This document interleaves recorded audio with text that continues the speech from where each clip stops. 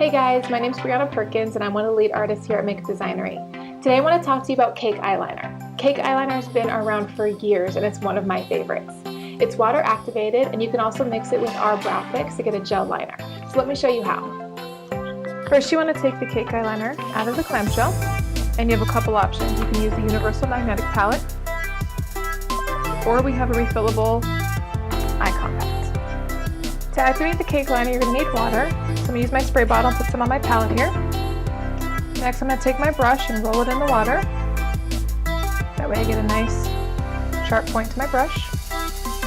And I'm going to do the same thing, roll it into my cake liner. Now the more water we activate with, the less opaque the product is going to be. So you want to do this in two swift, easy motions.